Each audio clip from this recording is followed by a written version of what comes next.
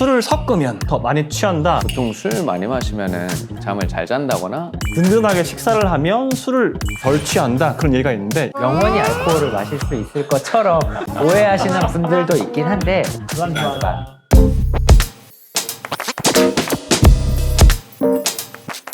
네, 안녕하세요. 플레이 위스키의 배대원입니다. 추워진 요즘 한 잔의 위스키가 더욱더 간절해지는 그런 순간이 왔는데요. 이 위스키를 또 어디서 누구와 마시냐에 따라서 맛과 향이 크게 달라진 경험은 없으신가요?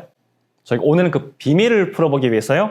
연애부터 일상의 심리까지 폭넓게 연구해 오신 정신의학과 전문의 김총기 선생님을 모시고요. 저희가 함께 지식을 펴내어 보려고 합니다. 안녕하세요, 원장님. 네, 안녕하세요. 네, 안녕하세요. 네, 정신과 전문의 김총기입니다. 원장님과 제가 인연이 얼마나 되죠? 처음 뵙지가 이제 벌써 한 16년 됐네요. 16년? 네, 예전엔 정말 저희 자주 뵀었잖아요. 거의 네. 매달 뵙고 그랬었는데 또 원장님이 너무 유명해지셔서 제가 뵙기가 너무 감사합니다. 힘들어졌습니다. 평소도 뭐 좋아하는 원장님을 모셔서요. 오늘 촬영하는 이것도 정말 특별한 곳으로 섭외를 했는데요. 국내뿐만 아니라 해외에서 너무 유명해져서 제가 오기가 힘들 정도예요. 예약하기가 힘들죠. 힘들죠? 네. 바튼님 모시고 이야기를 들어보겠습니다. 안녕하세요. 저는 제스트의 공동대표이자 이제 음료의 전반적인 것들을 서버하는 걸 관리하는 이제 바텐더 권용진입니다.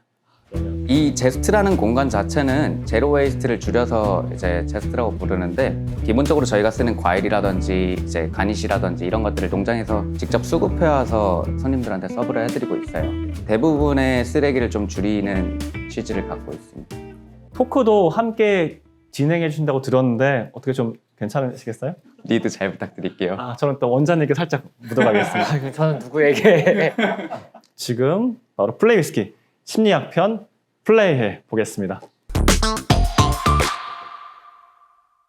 두 분의 첫 번째 글램피딕 위스키인데 혹시 어떤 걸 첫 번째 글램피딕으로 경험하셨을까요?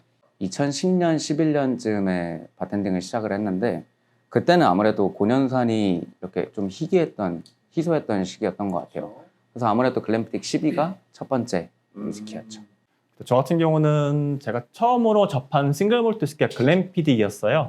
퓨어 몰트라고 써져 있던 그런 올드 보트를 첫 번째 글램피딕으로 경험을 했었습니다. 이 첫인상이라는 게 심리학적으로 굉장히 중요한 역할을 하잖아요. 경제심리학에서는 초두 효과라고도 이야기를 하는데 경험이란 것이 뭐냐를 좀 먼저 이해를 할 필요가 있을 것 같아요. 사람의 뇌는 사실 신경세포 한 수천억 개가 뭉쳐있는 덩어리입니다. 신경세포는 길다랗게 생긴 세포인데 전선처럼 생겼어요. 네. 우리가 글램피딕을 마시면 맛과 향과 기억과 추억과 감정을 경험하잖아요. 네. 이 전선들이 그걸 어떻게 경험하는가? 신경세포들이 서로 얼마나 연결되는가가 경험의 핵심이라는 거죠. 가장 많이 연결되고 가장 복잡하게 연결되어 있을 때의 정보 처리 과정을 우리가 의식한다고 이야기하거든요. 그러니까 인간은 구분하지 못하는 거는 인식하지 못합니다. 우리가 이것을 구분해내는 거예요. 근데 내가 이걸 처음으로 구분해내는 순간이 저는 첫인상의 경험이라고 생각하고 그래서 저는 첫인상이 앞으로 그것에 대한 경험에 영향을 미칠 수밖에 없다라고 생각합니다. 첫인상이랑 첫모금 아니면 첫 맛은 좀 다른 영역인가요? 아무것도 없는 백지 상태에서 있는 그대로서의 위스키를 경험하는 게 아니라 내가 가지고 있는 틀에 맞춰서 경험을 하는 거거든요. 이 위스키의 첫 맛은 내가 처음으로 이 위스키에서 무언가 새로운 것을 발견했을 때라고 생각해요. 그러니까 물리적 첫 맛이 중요한 게 아니라 내가 경험할 때 무언가를 구분해낸 첫 맛, 첫 느낌이라고 한다면 거기에 포인트가 있지 않을까 싶습니다. 그러니까 나의 뇌에 전체의 경험을 자른 출발점, 기준점 같은 게 되는 거네요. 그럼요.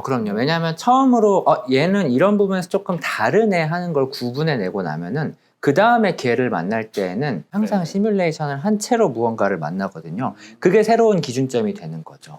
그러니까 똑같은 술이더라도요, 잔이 다르면 좀 맛이 다르게 느껴질 때가 있었거든요. 그런 영향의 심리적인 영향도 좀 있을까요? 그럼요. 마시기 전부터도 병과 잔을 보면서 맛과 향을 예상하고 있고요. 그렇기 때문에 거기에 맞춰서 경험되는 게 다를 수밖에 없어요. 위스키를 마신다 하더라도 그 잔, 라벨, 병 한꺼번에 다 경험하는 거라고 생각해요. 그런 의미에서 중요하지 않을까 싶습니다. 잔에 따라서 좀 굉장히 중요하게 차이를 많이 경험한다고 생각하시는 편인가요? 저는 정말 여러 번 경험하고요. 특히나 저희 위스키 회사들도 그런 게 점점 위스키가 고수성이고 비쌀수록 병이 무겁습니다. 많은 소비자분들이 그 무게감에서 가치나 좋은 품질을 예상을 하시는 것 같고요. 더 맛있다고 느끼시는 것 같아요. 맞아요. 그럼 그렇게 느끼면 결국은 더 맛있다고 느끼요. 그래서 인간이 경험하고 구분하는 것은 언제나 맥락적일 수밖에 없다는 거예요. 왜냐하면 구분의 핵심이 항상 연결과 따라가기 때문에 이 맥락 정보들이 함께 그 정보에 연결되어 있어서 그렇다고밖에 볼 수 없죠. 그러면 간혹 어떤 향을 맡게 되거나 하는 것, 이제 기억을 떠올리는 것도 같은 이유인가요? 기억을 조금 더 직접적으로 확 끌어올려주는 효과가 있어요. 이제 심리학에서는 프루스트 효과라고도 이야기를 하는데, 왜 그러냐면 우리 뇌에는 시상이라는 부위가 있거든요. 보고 듣고 만지고 움직이고 하는 모든 정보들을 대뇌로 가기 전에 시상이 먼저 받아요. 들어오는 수많은 정보 중에 어떤 거를 대뇌로 보낼지를 결정해서 보내줍니다. 딱 하나, 후각신경세포만 시상을 거치지 않고 바로 뇌로 전달이 돼요. 근데 이 후각신경세포의 위치가 또 하필 전두엽 밑에 이 기억을 담당하는 해마랑도 붙어 있어요. 근데 해마는 또 어디랑 붙어 있냐? 감정을 담당하는 변연계랑 붙어 있거든요. 그러다 보니까 후각, 기억, 감정 요 세 가지가 세트로 항상 뭉쳐 있을 수밖에 없고, 감정적으로 강렬해야 무언가를 기억할 수 있어요. 그런데 그게 후각과 연결이 되다 보니까 무슨 향을 딱 맡으면 그때의 장면과 기억과 감정들이 한꺼번에 확 연상될 수밖에 없는 거죠. 그래서 후각이 감정적으로는 굉장히 중요한 정보이긴 합니다. 좋아하는 향이 있다면 거기에 이렇게 행복한 기억을 심는 것도 약간 삶의 질을 높일 수 있는 어떤 좋은 방법이 될 수도 있겠네요. 그래서 내가 흔히 좀 맡을 수 있는 향들의 긍정적인 기억들을 좀 많이 남겨두는 것도 한 가지 방법이라고 생각해요. 예를 들어서 저 같은 경우는 이제 집에 있는 쿠션 같은 것들 혹은 이제 뭐 이불 같은 것도 이렇게 맡으면은 저희 집 강아지 냄새가 나거든요. 그러면서 이제 그 추억들이 확 떠오르고, 그런 향을 딱 맡는 것만으로도 이렇게 마치 이렇게 쓰다듬고 있는 것처럼 마음이 좀 안정되는 효과가 있는 것 같아요. 편안한 향을 맡겠습니다.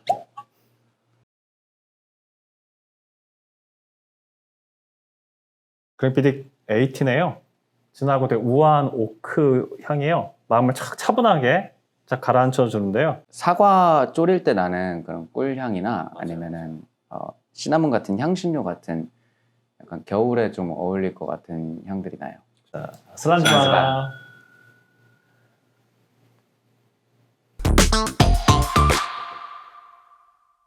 사람마다 취향이 다 다르잖아요. 취향이란 단어 갑자기 들으니까 저희 업장에 오시는 분들의 그 음료를 선택할 때 취향이라던가 아니면 선택 같은 것도 이제 영향을 좀 작용을 하나요? 서비스를 하시는 입장에서는 고객의 취향이 굉장히 까다로우면 좀 어려운 부분이 있으실 수도 있겠지만, 취향이 까다롭다는 건 그만큼 좀 관심과 조예가 깊다는 뜻이기도 하잖아요. 취향과 취미를 만들어가는 과정은 어떤 활동을 하는가에 있는 게 아니라 내가 어떤 경험을 하는가에 있다고 생각합니다. 인간의 경험은 크게 이야기하면 두 가지 시스템으로 나뉘어지거든요. 경제심리학에서 구분한 개념인데, 시스템 1, 하나는 시스템 2라고 이야기를 하거든요.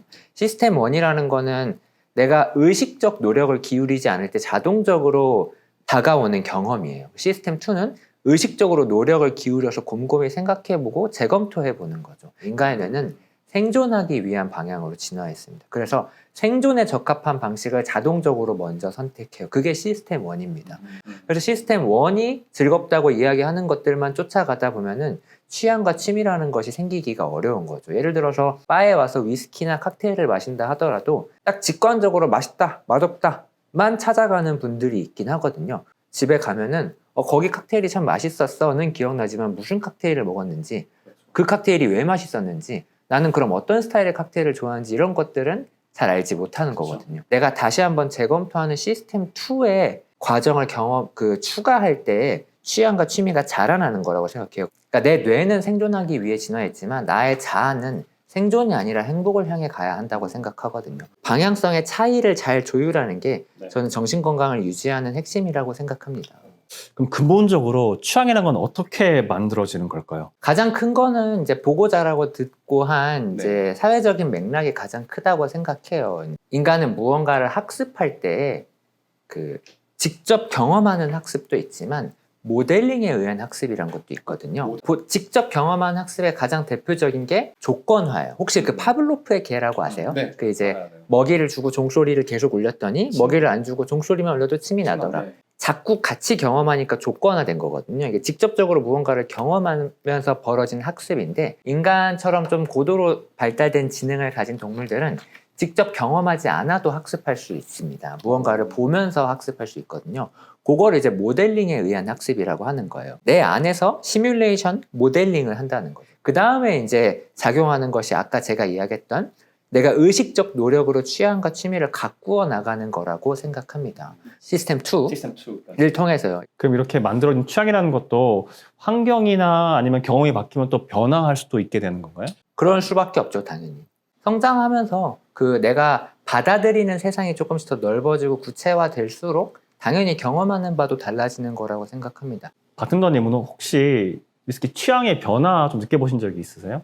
바텐더를 처음에 시작했을 때는 아무래도 좀 달달한 쉐리오크 같은 거를 되게 좋아했는데 지금은 복잡한 복합성이라든지 아니면은 오래 숙성된 버번 캐스크 같은 걸 좀 더 좋아하게 되더라고요. 내가 바라볼 수 있는 세상의 해상도가 높아지니까 구분할 수 있는 것들이 많아지는 게 더 즐겁다고 느껴지는 것 같아요. 그러니까 처음에는 그냥 위스키 향인데? 라고 이야기를 하거든요. 아마 시스템 2를 활용해서 점점점 취향을 넓혀가다 보니까 이 강렬한 쉐리 위스키 안에서는 쉐리가 참 강하고 좋은 건 맞는데 구분할 수 있는 게 그렇게 많진 않다. 근데 그 프레임을 가지고 조금 더 복잡한 걸 마셔보면 얘는 훨씬 더 미묘하고 훨씬 더 복잡한 향들이 나네? 네, 그렇게 아마 변화하는 게 아닐까 싶습니다. 맞는 것 같아요. 그러면 나이가 들수록 취향이 좀 더 복잡해지는 건가요? 전반적으로 어릴 때보다는 해상도가 커지는 게 맞긴 하지만 분야에 따라서도 굉장히 다르다고 생각해요. 예를 들어서 한식 전문가라고 하면은 간장 하나만 맛봐도 간장이 어떤 간장인지 어떻게 숙성시켰는지 얼마나 숙성시켰는지 다 구분할 수 있거든요. 근데 그런 분들이 위스키는 잘 모를 수 있어요. 그럼 여기에서 해상도가 굉장히 낮은 거죠. 내가 어디에 의식적 노력을 기울이는가에 따라서 해상도가 달라지는 거기 때문에 단지 나이가 들었다고 꼭 그렇게 되는 건 아닌 것 같아요. 자, 그러면 나이 이야기가 나온 김에요. 시간과 숙성에 관한 이야기도 해보면 되게 좋을 것 같은데요. 원장님은 이 부분에 대해서 어떤 이야기를 심리학적으로 풀어줄 수 있을까요? 왜 이렇게 오래된 것에 그 의미를 부여하는가라고 하면은 인간의 마음이 결국은 지금 여기 현재에 있지 않기 때문이라고 생각하거든요. 자아를 투사하는 기능이라고 이야기하거든요. 그러니까 자아를 투사한다는 건 내 마음을 아직 다가오지 않은 미래로 보내거나 이미 지나가 버린 과거로 보낼 수 있다는 거죠. 그러니까 여기에서 아까 제가 이야기한 모델링, 시뮬레이션이 벌어지는 거예요. 이 신경 시스템이 굉장히 낮은 동물들 같은 경우 뭐 모기, 개미 이런 친구들은 이 자아 투사의 기능이 굉장히 낮아요. 불가능하진 않습니다. 모기도 날면서 내 항로를 어느 정도 시뮬레이션 해야 균형을 잡을 수 있거든요. 근데 인간은 이 시뮬레이션과 모델링의 기능이 워낙에 발달해서 오히려 마음이 지금 여기에 있는 순간보다 지나가버린 과거나 미래에 가 있는 순간들이 훨씬 더 많은 거죠. 그런데 지나가버린 미래와 과거에 있는 것들은 아까 이야기했다시피 자동적으로 대부분 다 부정적인 것들에 주의를 기울이게 됩니다. 과거에 벌어진 일들 중에서 안 좋았던 기억들이라든가 미래에 벌어진 일들 중에서 조심해야 되고 불안해하고 두려워할 만한 일이라든가 이런 것들을 항상 마음속에서 시뮬레이션 하면서 살다 보니까 이제 피로감이 늘 있거든요. 근데 이렇게 굉장히 오랜 세월 동안 버텨온 골동품을 봤을 때 세월의 흐름은 담고 있지만 나름대로 굉장히 멋지게 자리하고 있는 모습을 보면은 어느 정도 좀 위안을 받게 되는 부분도 있는 것 같아요. 글램피딕 18 이런 걸 받았다라고 하면 와 이게 18년이나 됐어? 18년의 세월을 견뎌오고서도 이렇게 멋지게 나이가 들었구나라고 생각을 하면은 지난 나의 18년을 돌아보게 되거든요. 내가 열심히 경험한 동안 얘도 오크통에서 함께 경험했던 것처럼 상상하게 되는 거죠. 뭐 투사하는 건가요? 그쵸. 자아를 투사하게 되는 거예요. 내가 마치 오크통 속에서 18년을 견딘 것처럼. 그런데 그 결과물이 나름 이렇게 꽤 번쩍번쩍하고 멋지고 아름다운 향이 나는 결과물로 나와 있으면은 나의 시간들이 좀 위안받는 경험을 할 수 있는 게 아닐까 하는 생각을 하긴 해요. 항상 이렇게 멋진 위스키를 만들어서요. 소비자분들이 믿을 수 있고 또 나의 모습을 투사하면서 이렇게 멋진 모습이 될 수 있다고 느끼게 만드는 것도 브랜드로서 정말 중요한 점이라고 생각이 되는 것 같습니다. 그죠. 글램피딕은 배신을 한 적이 없죠. 감사합니다. 저희 또 글램피딕은 변하지 않는 그 품질의 위스키를 만들기 위해서요. 130년이 넘는 긴 시간 동안 저희가 전통을 지키면서 열심히 만들어오고 있습니다. 이제 연말이니까 혹시 배신 없는 글램피디 위스키가 선물로도 많이 이용되는 것 같은데 네. 선물 같은 거 기대도 되나요?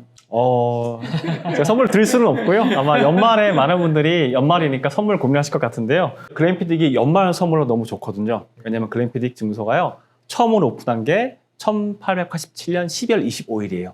크리스마스에 오픈을 해서요. 긴 시간 동안에 배신하지 않고 품질을 유지하고 나날이 발전해 왔으니까 이런 좋은 의미도 담고 있는 선물이 될 거라고 생각합니다. 선물하니까 딱 떠오르는 게 선물에 담긴 심리학도 좀 있지 않을까요?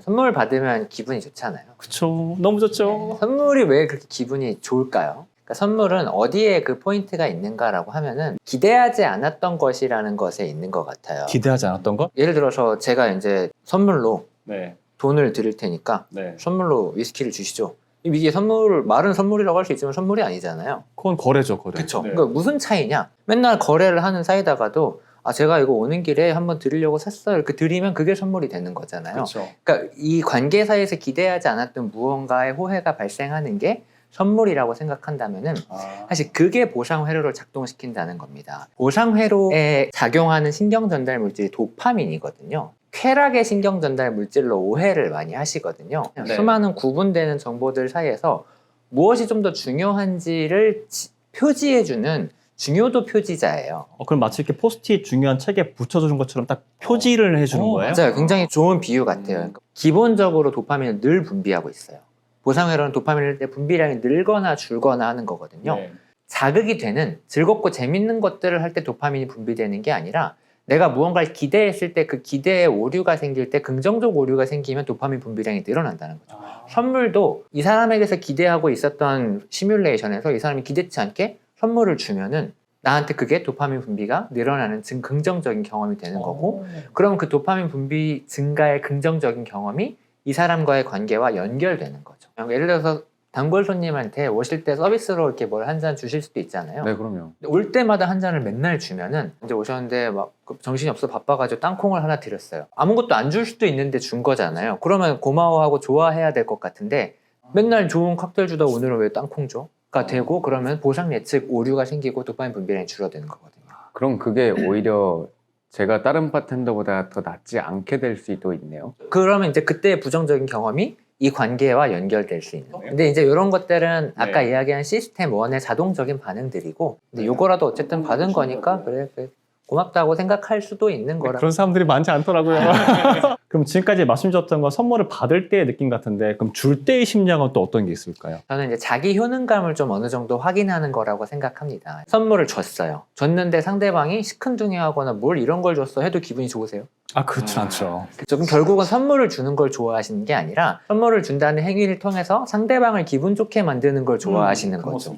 그럼 내가 다른 사람들에게 긍정적인 영향을 미칠 수 있다라는 자기 효능감을 거기서 경험하는 거라고 생각하거든요. 다른 사람들 혹은 세상에 영향을 미침으로써 스스로를 구분해내는 게 자아를 유지하는 데 굉장히 중요한 감각이라고 생각해요. 두 분은 연말 아니면 크리스마스 선물로 혹시 받고 싶거나 주고 싶은 선물 혹시 있을까요? 저는 사실 요즘에 러닝에 관심이 너무 많아서 네. 저는 이제 러닝화를 누가 사주면 좋을 것 같아요.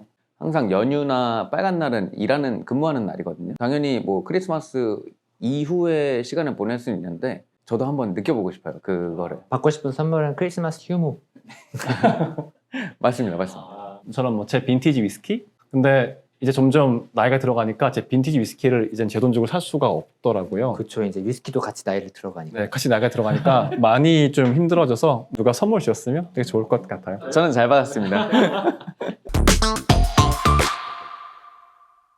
자, 이제 올해 마지막을 장식하는 플레이 위스키. 위스키에 관한 각종 속설들을 과연 진실일지 거짓일지 가려보려고 하는데요. 괜찮으실까요?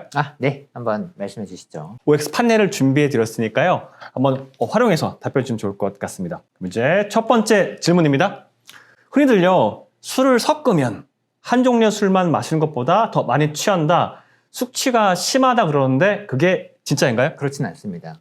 이제 사실 술은 마시는 알코올의 총량이 가장 중요해요. 그런데 이제 알코올 도수에 따라서 흡수되는 속도가 좀 다르긴 해요. 20도에서 30도 사이 정도가 흡수 속도가 가장 빠르거든요. 그러면은 이제 뭐 40도짜리 위스키를 마시고 5도짜리 맥주를 마시는 것보단 둘을 섞어서 딱 그 정도 도수를 마시는 게 알코올 흡수 속도가 조금 더 빨라지긴 하겠죠. 알코올을 제거하는 속도는 사실 거의 비슷하거든요. 대부분 다 간에서 제거되기 때문에. 결과적으로 우리 몸이 부담해야 되는 알코올에 대한 영향, 숙취 이런 것들은 섭취 알코올 총량이 중요하지 섞어 마시냐 순서를 어떻게 마시냐 이런 것들은 크게 중요하진 않습니다. 두 번째 질문 한번 드려보겠습니다. 보통 추울 때 왜 위스키 마신 몸이 따뜻해지잖아요. 네. 근데 이게 진짜 신체적으로 나타나는 진짜 현상인가요? 하지만 실제로 따뜻해지는 건 아닙니다. 아니에요? 왜냐하면 체온이 올라가는 건 아니고 네. 알코올을 마시면 말초 혈관이 확장되거든요. 네. 말초 혈관이라고 하면 이제 피부 쪽에 있는 혈관들이 확장되는 거예요. 우리 그렇죠. 체온이 보통 36.5도라고 이야기를 하잖아요. 네. 36.5도는 요 신부 체온, 입안에 체온계를 넣거나 이제 겨드랑이에 넣거나 네. 했을 때 그런 거고 피부는 낮거든요. 근데 여기 혈관이 확장되면은 36.5도짜리 혈액의 양이 더 많아지고 그럼 우리가 느끼는 표면의 온도가 더 올라가서 따뜻해진다고 느끼는 거죠. 근데 그만큼 체온을 바깥으로 더 빨리 방출하게 되고 그러면 체온을 더 많이 잃는 거예요. 그래서 춥다고 술을 마시면은 체온이 더 빨리 떨어집니다. 그래서 저체온증에 걸릴 위험이 오히려 더 높아져요. 네. 감각적으로 좀 따뜻하다고 느낄 수는 있지만 오히려 열 방출이 늘어나는 거다라고 이야기 드릴 수 있을 것 같아요. 아셨죠, 여러분? 이제 날씨가 상당히 추워졌으니까요. 음주를 줄이실 때 주의하셔야 될 것 같습니다. 상당히 많이 나오는 속설인데요. 술을 마시기 전에 든든하게 식사를 하면 술을 덜 취한다. 그런 얘기가 있는데 이건 과연 사실일까요? 꼭 그렇진 않아요. 이야기한 것처럼 술을 마시기 전에 이제 든든하게 위를 빵빵하게 해놓으면 위는 음식물을 소화시키려고 소장으로 내려가는 문을 닫거든요. 그러면 당연히 술을 마셔도 술이 소장으로 바로 내려가진 않겠죠. 그러니까 흡수 속도가 좀 지연되긴 합니다. 속도가 느려질 뿐이지 결국은 다 흡수가 되거든요. 제거 속도는 일정하고 우리가 조절할 수 있는 건 알코올의 흡수 속도다. 결국 제거 속도가 일정하기 때문에 알코올의 섭취 총량이 중요하다. 이렇게 생각하시면 될 것 같습니다. 그러니까 흡수하는 속도를 계속 늦추면 어떻게 돼요? 그러니까 계속 뭘 먹는다거나. 영원히 알코올을 마실 수 있을 것처럼 오해하시는 분들도 있긴 한데 근데 결국은 이제 간의 부담이 계속해서 누적되는 건 있어요. 알코올 자체가 간에 독성을 주기도 하지만 알코올 때문에 간이 소장에 있는 다른 독성 물질들을 받아들이는 부담도 커지면서 결국은 점점점 누적이 됩니다. 뇌에 생기는 부담도 훨씬 더 커지고 뇌세포 사멸도 빨라지고 탈수도 굉장히 심해져요. 의사들이 매일 이야기하는 게 매일 술 마시는 게 안 좋다고 이야기를 하는 겁니다. 저 같은 경우는 뜨끈한 국물, 예를 들어 볶국 같이 그런 거 먹으면 술이 확 깨는 듯한 느낌이 드는데 이것도 그냥 다 심리적인 그런. 그렇죠. 사실은 인지적인 효과입니다. 그걸 먹는다고 실제로 알코올의 분해 제거 속도가 빨라지진 않아요. 술 마실 때, 음주할 때 물을 많이 마시면 몸에 좋다. 뭐 그런 얘기가 있는데 그건 진짜인가요? 물을 많이 마시는 게 필요하긴 한데 물을 마신다고 건강에 좋거나 술이 덜 취하거나 더 많이 깨는 건 아닙니다. 일단 술이 몸에 좋지 않고요. 술을 마실 때 물을 많이 마신다 몸에 좋을 수는 없고요. 네. 술이 항이뇨 호르몬을 억제시키는 효과가 있어서 자꾸 이제 몸에 있는 수분을 배출하려고 해요. 그래서 화장실도 더 되게 자주 가잖아요. 그러다 보니까 탈수가 오는데 탈수에 가장 취약한 기관이 어디냐라고 하면 콩팥과 뇌입니다. 콩팥은 탈수가 심해질 때 직접적으로 혈류량이 줄어들면서 타격을 많이 입게 되고 그 뇌가 항상 물에 절여져 있거든요. 탈수가 오면 뇌가 이렇게 쪼그러지면서 뇌세포 사멸을 유발하는 가장 큰 기전이 이제 알코올 자체의 독성보다 탈수가 좀 더 커서 수분 섭취를 많이 해주는 게 필요하긴 합니다. 마지막으로 저도 궁금한 거 하나 있는데 보통 술 많이 마시면은 뭐 잠을 잘 잔다거나 좀 적당히 마시면은 더 잘 못 잔다 뭐 이런 얘기 있잖아요. 당연히 아니죠. 근데 술을 마시면 졸린 건 맞죠. 그러니까 술은 기본적으로 알코올은 그 신경 억제제입니다. 그러니까 뇌 정보 처리 자체를 전반적으로 다운시켜요. 복잡한 것부터 가장 많이 연결된 것부터 차단되기 시작하고 가장 복잡한 게 전전두엽이거든요. 전전두엽이 평소에 하는 역할이 무언가를 억제하는 역할을 해요. 그러니까 지금도 이제 화를 내고 싶어도 화를 안 내고 인간답게 사는 이유가 전전두엽 때문인데 술을 한두 잔 딱 마시면 전전두엽부터 먼저 억제가 되니까 탈억제라고 하거든요. 억제가 억제되는 거죠. 그러니까 이제 오히려 좀 더 흥분하게 되고 좀 더 들뜨게 되는 효과가 있어서 그래서 잠이 더 못 잔다고 느낄 수도 있는데 거기서 술을 좀 더 먹으면 그 다음 기능까지 조금 더 가라앉게 되면서 이제 뇌신경세포들 활동성이 떨어지면 졸리다고 느끼고 그러면 이게 자게 되죠. 근데 그렇게 자게 되면은 정상적인 수면을 유지하는 구조가 망가져서 깊은 수면을 취하지 못하게 됩니다. 그래서 결국은 숙면을 방해하게 되기도 하고 그래서 술을 아주 많이 먹으면 죽잖아요. 모든 뇌 신경세포들이 차단되다가 점점점 더 깊숙한 곳까지 차단되면은 숨쉬게 하는 뇌를 차단시켜서 죽는 거거든요. 옛날부터 불안하거나 마음이 스트레스 받거나 힘들 때 달래기 위해서 찾아낸 천연 물질이 어떻게 생각하면 알코올인 거예요. 현재 인류가 가지고 있는 항불안제 중에서는 알코올이 가장 중독성도 강하고 가장 부작용도 많은 항불안제라고 이야기할 수 있는, 항불안제가 원래 먹으면 좀 졸리거든요. 걱정돼서 부작용과 중독성이 훨씬 큰 술을 먹겠다라고 이야기하는 꼴이 되잖아요. 잠이 안 와서 술을 마시고 잔다라고 이야기를 하는 거는 사실 목이 마르다고 소금물을 마시는 거랑 큰 차이가 없긴 해요. 결과적으로 술로 얻은 잠은 그냥 겉만 잘 자는 것처럼 보이고 실제로 얕은 잠만 자는 거고, 정말 밤에 그런 걱정이나 불안 때문에 잠이 안 오신다면 정신과 전문의를 꼭 찾아가서 상담해 보시는 걸 권장드리겠습니다. 네. 그래피딕은 언제나 건강한 음주를 지향합니다. 두 분 오늘 함께 하신 소감 좀 어떠셨을까요? 진짜 너무 즐거웠어요. 제가 모르고 있던 거 아니면은 다르게 알고 있던 거를 너무 속 시원하게 알려주셔가지고 너무 값진 경험이었어요. 정말 그 편한 사람들이랑 대화하듯이 이야기했던 것 같습니다. 그리고 저희가 올해 마지막 플레이 위스키라는 이야기를 들어가지고 특별 이벤트를 준비했는데, 오늘부터 저희 바 제스트에 방문하셔서 글램피딕 니트를 주문해주시는 선착순 30분한테 글램피딕 로고가 새겨진 글렌캐런 잔을 무료로 준비해드리고 있어요. 저는 무엇보다 제가 너무나 좋아하는 우리 김총기 원장님과 함께 이렇게 올해 마지막을 장식하는 플레이 위스키를 촬영할 수 있어서 너무나 기분이 좋았고요. 혹시 잘못 알고 있던 것들에 대해서 너무나 자세하게 알 수 있는 소중한 시간이었다고 생각합니다. 앞으로도요, 삶의 글램피딕이 함께하는 순간순간마다 편안하고 풍성한 시간이 되시기를 진심으로 바라겠습니다.